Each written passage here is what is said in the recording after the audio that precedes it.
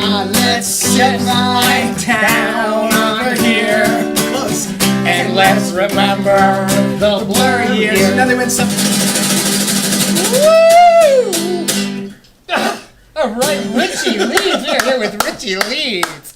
Let me tell you, you are part of San Francisco. You are one of the neurons in San Francisco. A neuron, thank you. Yes. Have you ever been called a neuron before? I've never been called a neuron before. Yeah. You are a polyamorous, bisexual, fetishistic transvestite. Now, some of those... You were like a normal, like a suburban couple, or like... Well, I wouldn't say that. I mean, I worked at a music magazine, and we did a lot of drugs, and we had a lot of sex, but we were weirdos. So did the blurry years end? The years have actually sort of ended, you know. It's maybe like a better rendition of me at the time. And then also, I did a lot of drag. I did a lot of drag. I did a lot of just tranny dressing up and with your wife.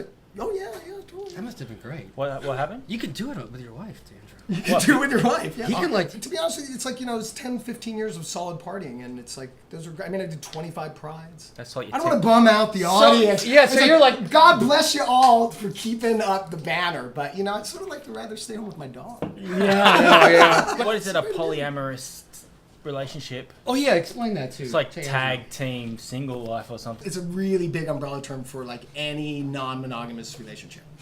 And it takes a lot of different forms. I have friends who are triads. There's 3 people in a relationship. There's people where one person they can have anonymous sex but not be in emotional relationships with other people. It's back in all kinds of stuff. But polyamory is all about trust. Is that really? It's without. It's based on trust. It's all based on trust. So you're trusting your primary partner as well as your secondary partners? Mainly your primary partner. You're trusting them to agree to the set of agreements that you've made, whatever those are. And sometimes they can be very complicated. And sometimes they can be really simple. Like falling in love. Especially people, right? Like falling in love, or if if someone has a secondary relationship, how much time is spent with each partner. It's jealousy. I mean, it's like being in a relationship with one person is freaking really hard.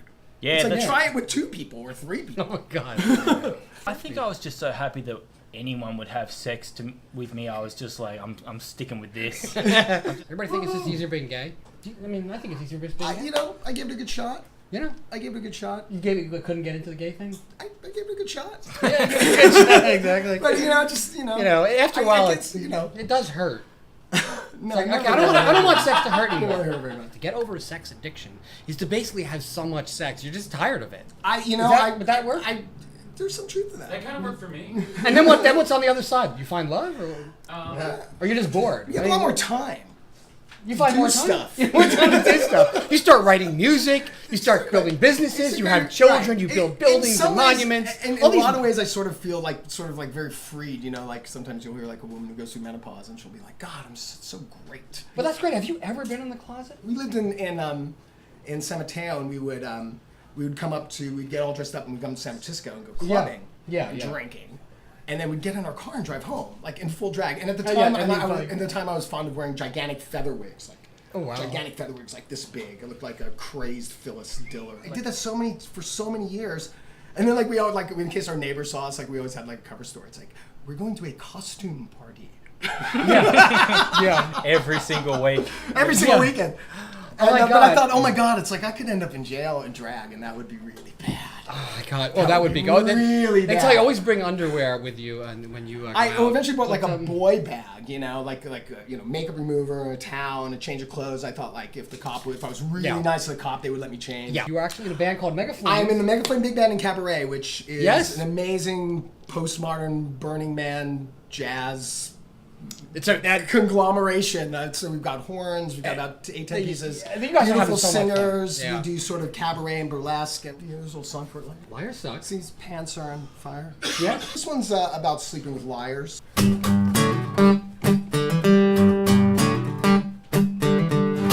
know it's not so great, but I would rather masturbate than sleep with a liar. That's for sure. One more time. I know it's not so great, but I'd rather masturbate than sleep with a liar, that's for sure. All right.